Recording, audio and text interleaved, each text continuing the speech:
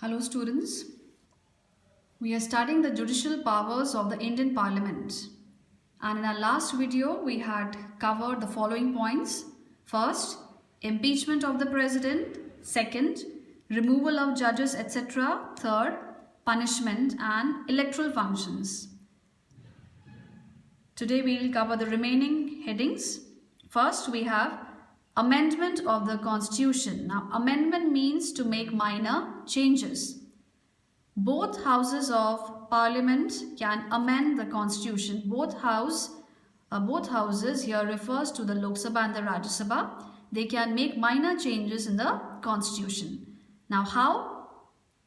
The amendment must be passed by each house separately by a majority of total membership and by a 2/3 majority of members who are present there and who are voting. Otherwise, the amendment bill cannot be passed. And in some cases, the amendment requires the ratification or approval of half of the legislative assemblies of the states. Next, control over the executive. Now understand what is executive. Executive is that branch of government that has the power, to put plans or actions into effect, and it is led by the head of the government. Now who is the head of the government? It is a prime minister, and he is assisted or helped by the council of ministers. Now who all come in the council of ministers? Council of Ministers consists of all the categories of ministers, like the cabinet ministers, then the ministers of states and the deputy ministers. In the coming chapter, girls, we'll study about this in detail. So the Council of Ministers is collectively responsible to the Lok Sabha. The ministers remain in office as long as they enjoy the confidence of a majority of members in the Lok Sabha. So as long as these Council of Ministers, they have the confidence of the Lok Sabha, as long as they have the confidence of the majority of members of the Lok Sabha, they can remain in the government. Now Parliament controls or exercises control over the executive in the following manner. So these are the methods, these are the ways or the devices through which the Parliament holds control over the executive. Now first we have interpellation. The question hour, calling attention notices and half an hour discussion are some of the devices or methods to seek information from the government about its policies and performance. So question hour we have already studied, and half an hour discussion. So all these are methods through which the members of the house, they seek information, they get information from the government about its policies and its performance. What kind of work are they doing? What kind of policies are they drafting? Whether those policies which they are drafting, are they really for the progress of the public or not? Of these, the most important is the question hour. The first hour, okay, this is question hour. We have already studied this, girls. The first hour of a sitting in both houses is allotted for asking and answering of questions. So questions are put to the ruling government by the members of the parliament, and the ruling government has to give answers. The questions are asked to obtain information on a matter of public importance or to highlight a grievance or complaint. They bring to the notice of the government the various complaints of the public in general. So this happens during the question hour. It is a valuable device against injustice and slackness of the government. Slackness means carelessness. So it's very valuable device. The government is well aware that they are being scrutinized, okay, they are being under observation by the other members of the house, and anytime they can be asked question about the policies and their performance, and they cannot escape, they have to answer to those questions. So this is all about interpellation. Now second point is vote of no confidence. If a government acts against the constitutional provisions, it can be voted out of office by passing a vote of no confidence against the Prime Minister or the ministry as a whole or any of its members. Now, what is constitutional provisions? Okay, these are specifically designed rules or laws with a nation.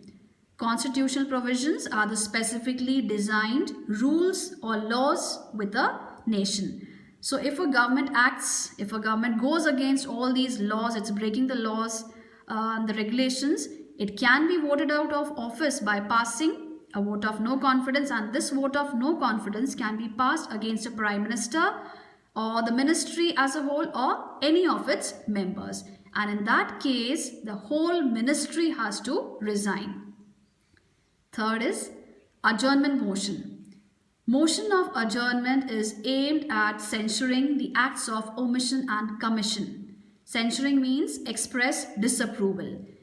Acts of omission and commission means the acts or the things which have been omitted or which have been failed to do. Commission means the things which have been done. So motion for adjournment, it expresses disapproval on the things which have not been done, and it approves the things which have been done by the ministers. The following are some of the occasions on which adjournment motion were allowed in the past. Now, adjournment motion also, girls, we have already studied. It is a proposal to the government to keep aside, to lay aside all other business and take up a matter of urgent importance. So in the past, there have been two instances when adjournment motion has been allowed. First instance was when several people or many people had died due to the consumption of unlicensed liquor. Now, to run a liquor shop, girls, the owners, they have to have a license, a proper, or you can say they have to run a liquor shop legally, and for that purpose they require license. So during this incident, many people had died because they had consumed unlicensed or illegal liquor. Now, second instance was when a senior IPS officer was killed in a public place of worship. So during these two instances, adjournment motions were allowed in the past. Fourth point is about the other motions of censure.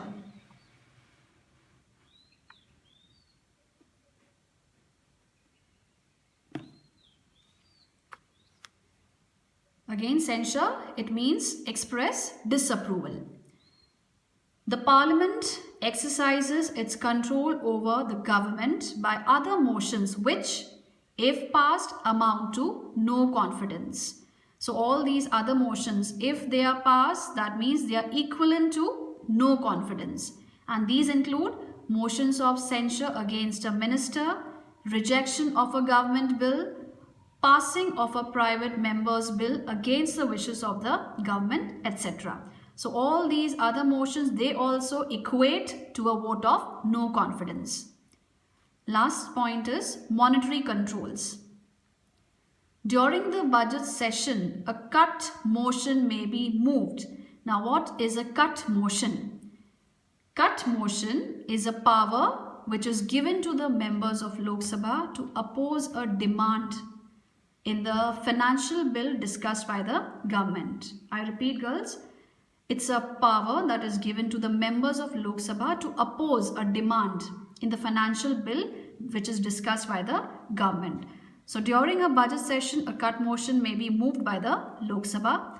Parliamentary Committee on Public Accounts ensures or makes sure that public money or the public fund is spent in accordance with the Parliament's decision. So the Parliamentary Committee on Public Accounts, it makes sure that public funds are not misused in any form, and it is spent only in accordance with the Parliament's decisions.